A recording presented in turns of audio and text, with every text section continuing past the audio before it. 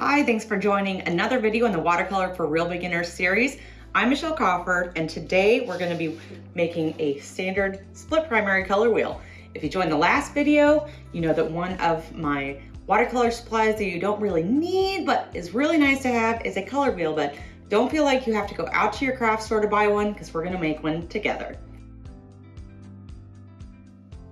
To begin, let's go through our supplies.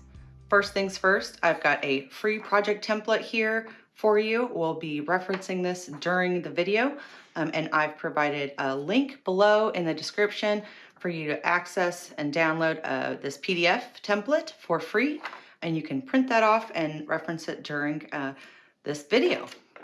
Also, I have watercolor paper.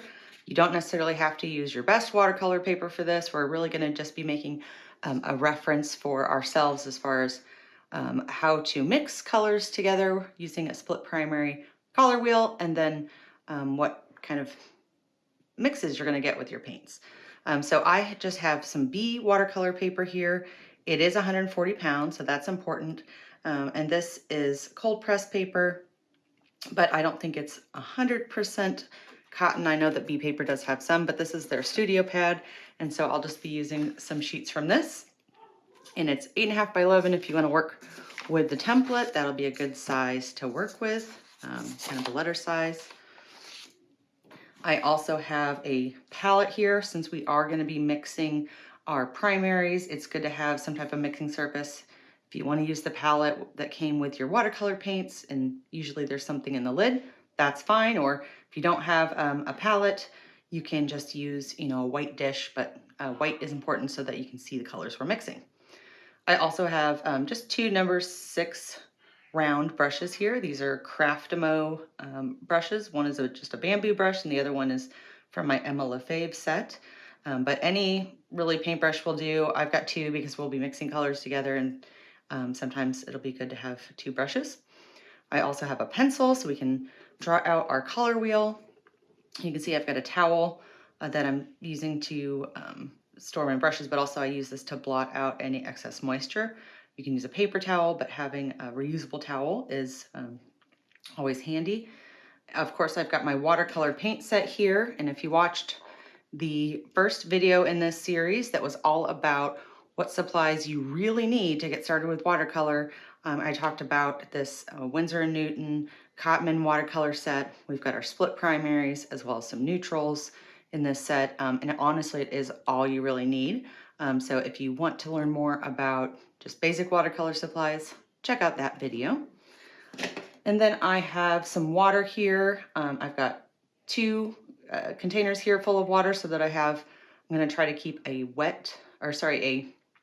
going to try and keep a dirty jar and a clean jar of water. So we always have a dirty jar to mix off the paint in between switching colors, and then a clean jar of water that we can use to add to and activate our paints before we go ahead and mix colors. Lastly, I almost forgot my spray bottle. It is really nice to have a spray bottle to kind of wet up your paints and to help activate them. I use like a fine mist sprayer. You can find these like your craft supply store. They're honestly not very expensive, probably some on Amazon, but I like to use this to wet up and activate my paints. And of course I have my pencil here. So that's honestly all we really need to get started. So the first thing you want to do with your project template is go ahead and transfer this color wheel design to your watercolor paper. Now, if you want to trace this, you can always use, a light box and put your image below your paper. You'll put this on your light box and light will shine through. You can honestly also just put this on like a window during the daytime and do the same thing. Otherwise, you can, if you have anything round, big circle, small circle, and then you can use this template as a guide as far as how to divide up your circle. But you do want to transfer what you see in the reference document onto your paper. So we have the color wheel, which is divided into 3 sections, and each section has 5 different slots. And then you'll see listed around the outside the primary colors that we'll be utilizing for each section. And you'll see there's a warm and a cool version of each color. So you hear about a split primary color set. The reason why it's a split primary is, our primaries are yellow, blue, and red, but you actually have 2 yellows, 2 blues, and 2 reds. We're going to talk about that a lot more in a moment, but go ahead and write those color names down. And in my instance, as you know from the first video, this set, we have in our split primary set here, a lemon yellow, which is your cool yellow, cadmium yellow, which is our warm yellow. We have a cadmium red, which is the warm red, permanent rose, which is the cool red. We have ultramarine, which is our warm blue, and cerulean blue, which is our cool blue. If you don't have these exact color names, you probably have, 2 different yellows, reds, or blues. So try to find something that's very similar. What makes these colors warm or cool? Well, with the yellow, the lemon yellow, actually neither of these colors is a primary that's right in the middle. It's not just yellow. This lemon yellow actually has a little bit of greenish tint to it, and so it has a little bit of blue. The cadmium yellow has a little bit of an orangish tint to it, so it's actually got a little bit of red. So because this leans blue, it is a cool color, and this one leans toward red, it is a warm color. Same thing with our reds here. So the cadmium red, it has more yellow, and so it's leaning more warm, whereas the permanent rose has a little bit more blue. You can see it's a little bit more of leaning toward more like a purple, and so that is our cool red. And then with the blues, your cool blue is actually going to lean more toward like a green, and so our cerulean blue here is more of a green tint. Kind of look for like more of the aqua color blue that you have.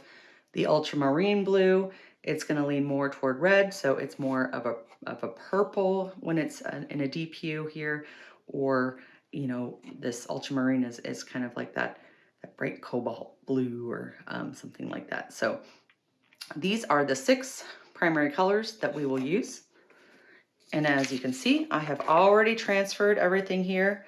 Again, doesn't have to be perfect. I used a tool I have that I can use to draw a circle. So I drew a big circle, a small circle, and then I actually put this underneath and used it to divide the sections into the right areas. And then you'll see here also, we've labeled kind of the colors in this section will be the purples. These 2 colors will mix to make purples. And then we'll mix our greens over here and our oranges here. So enough about the template. We've got that transferred here. If you need to pause the video here, transfer your image, come right back and we can move on to the next step. Now let's get painting. The first thing we want to do is wet up or activate our paint. So of course I'm using dried watercolor here in a pan set, and it's not watercolor until we add water. So the first thing I like to do with the dried set here is just add lots and lots of water with my spray bottle. And then it's really important here to activate your paint. So we're going to start on this section here. We're going to start with our cool yellow, which is my lemon yellow. That is located right here. And so before I'm not just going to go right into the pan and then go right to paper, I actually want to activate this paint a little bit. And so I added some water with the spray. Now I've kind of rubbed that in a little bit. If you have a newer set, there's going to be a little less room for water to kind of settle in your pan. So it can be helpful to transfer some paint to your palette here. Of course, we're going to be mixing, and if it stays too dry, you can always spray more. And of course, we have our water here, so I can make sure I've added lots of water to my brush, and that's really going to help activate this paint. As you can see, as I'm just kind of making this circular motion in the paint with the water now activating the paint, it's becoming a lot more creamy and a little bit of a thicker version of the paint. So right out of the pan, I'm going to get a pretty well saturated version of this paint.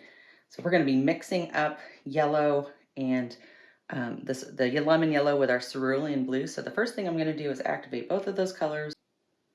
Gonna mix up the colors and get a nice amount of paint right here on our palette. And if it's drying out on you, just go ahead and wet your brush. You can add more water and just get a nice amount here. Gonna rinse off my brush, or again, you could always use 2 brushes. So I will, grab a second now in my clean water, and I'm gonna go ahead and activate that cerulean blue. So again, I'm gonna have lots of water here.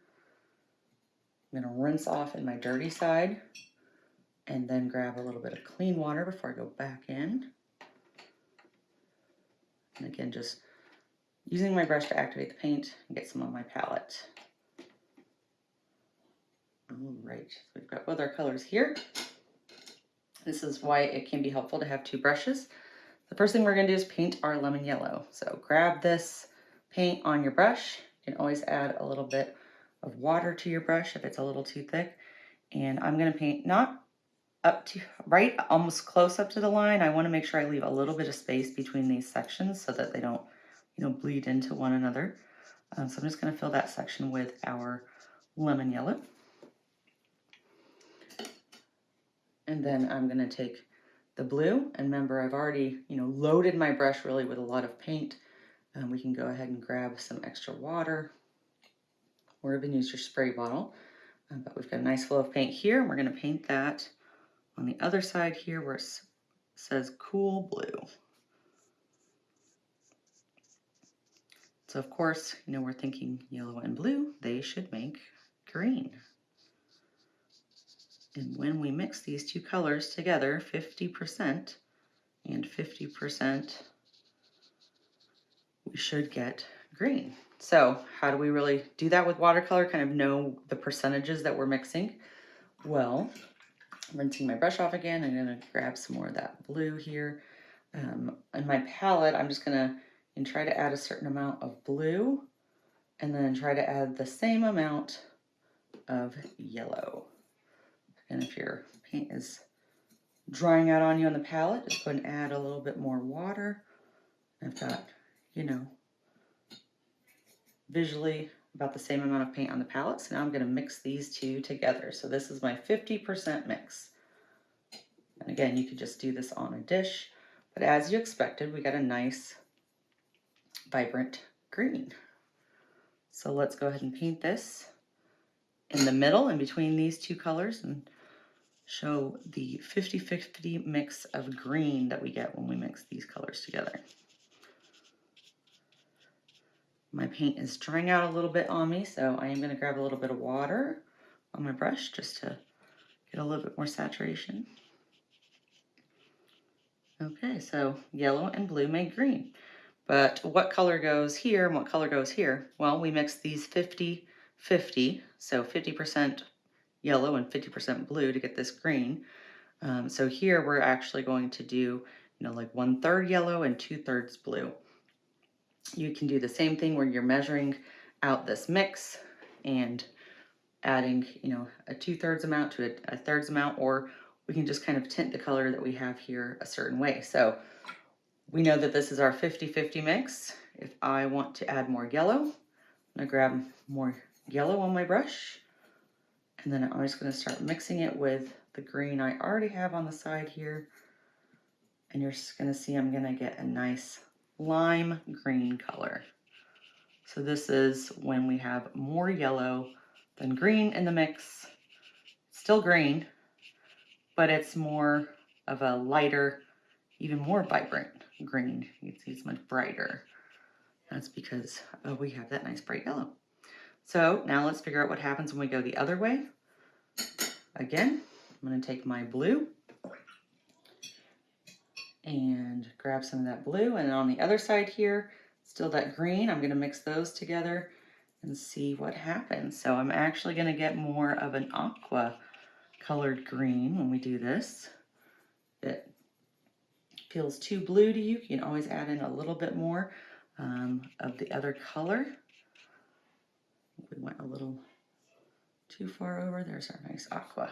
Okay, so you can see the variety of greens that we're able to get by just mixing these 2 colors, and you can see that they're all nice, vibrant colors.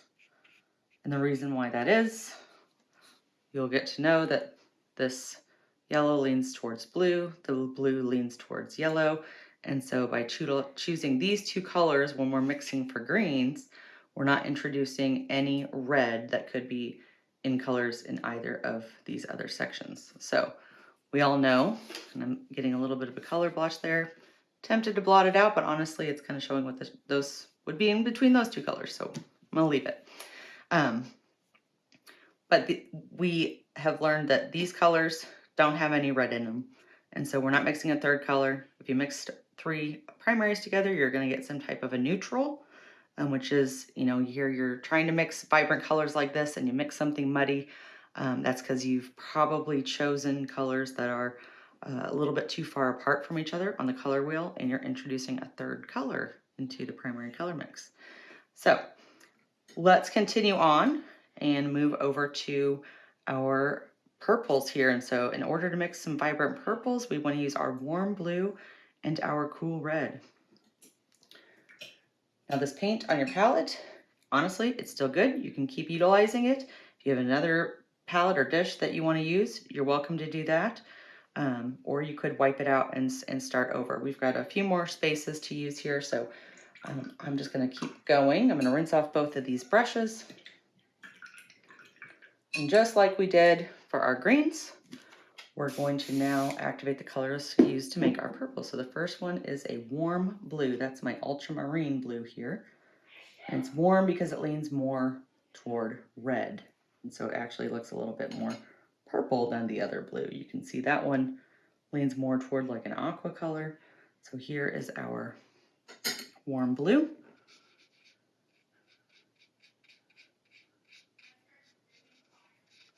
And on the other side, we're going to use our cool red. So your cool red, in my case, is a permanent rose. And the cool red is going to have a little bit of blue in it. So, because they're close to each other on the color wheel, these should mix together nicely. Let's put our cool red over here. And you can see it's almost a fuchsia, or it's more of a pink color than your kind of traditional red. You know, kind of a candy apple red, I think is what most of us think of. So we'll fill that in here. And now let's see what happens when we do our 50-50 mix. So I'm going to put some red in here. Grab my other brush. It's already loaded with blue. Put that in here. Let me grab a little extra. Let's see what happens when we mix those. As expected, maybe a little more purple into this, or a little more of our red.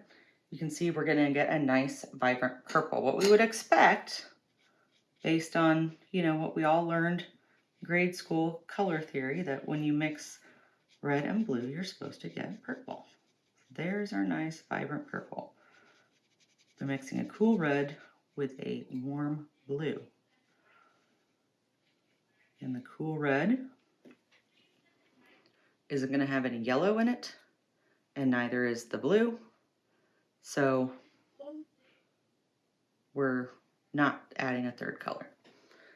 So in order to do our 1/3, 2/3 mixes, let's take a little bit of that purple that we just mixed and add it to our blue. Maybe add a little bit more blue. You're going to see we're going to get more of almost a periwinkle or a violet color. So it's still a purple, but it's leaning more toward blue than it is red. Whereas this one has, a slight hue of maybe that magenta. And on the other side, let's take our purple and add it to the red. And here's where we're going to get the magenta. 3 very different, but still very vibrant versions of the color purple. And, this is, a 50-50 mix, 2/3, 1/3, but there are so many different variations of these color mixes in between.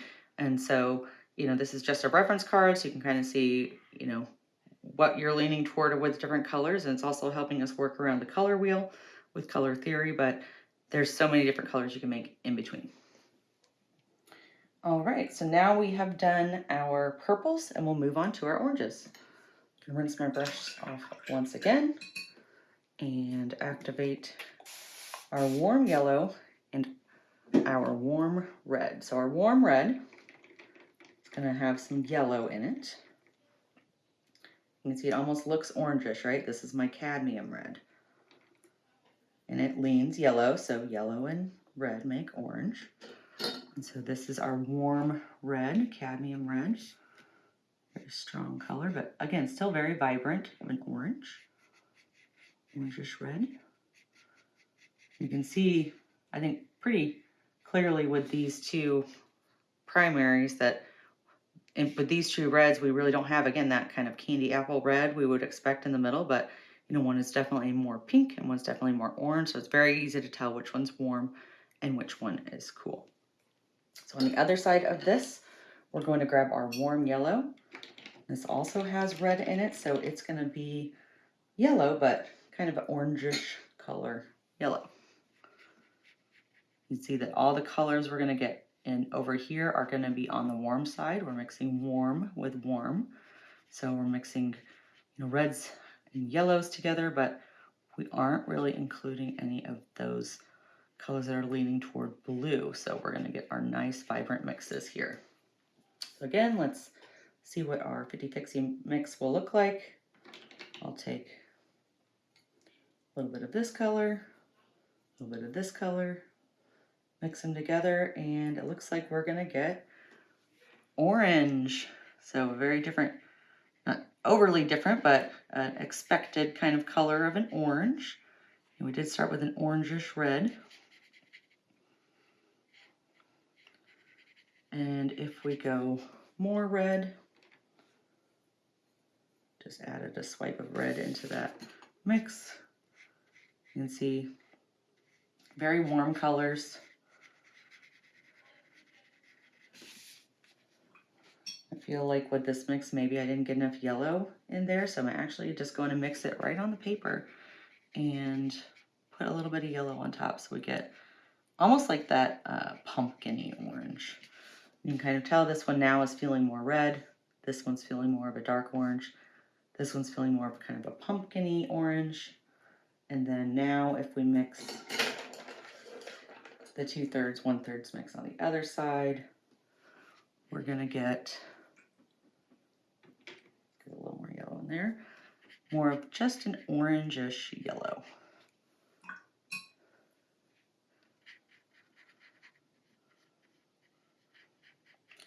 Not as much of a color change on this quadrant or section. I guess not a quadrant, it's 3 sections, but you can see that this section is really very kind of not as much color change as we're getting with the mixes on the other side, but they both lean red, so they're both very dominant. And again, these ones are looking pretty similar to me, so I could always take a little bit more of the orange side and add that here if I want to make the color lean a little bit more. But essentially, look at the color wheel that you just created. I got a little blob there. I'm just going to blot that up while it's still wet. We were able to make all of these colors with just these 6.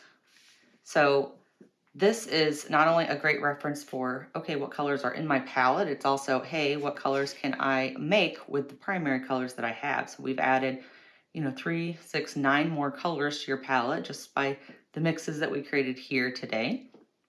And of course you have some neutrals in your palette as well. So the world is your oyster. You've created all the colors of the rainbow.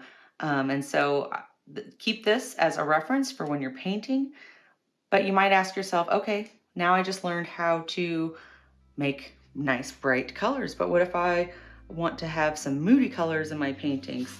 You know, if we put all these primaries in the right order, we're always gonna get kind of this nice rainbow, but what if I want to figure out and learn more about how to mix neutrals? Well, there's something called a reverse split primary color wheel, and I am going to show you how to make one in the next video. So stay tuned and you'll learn about making all of these interesting neutrals and some really interesting things that happen here when, you know, again, we said red and blue make purple. Not always the case if you're not choosing the right primaries.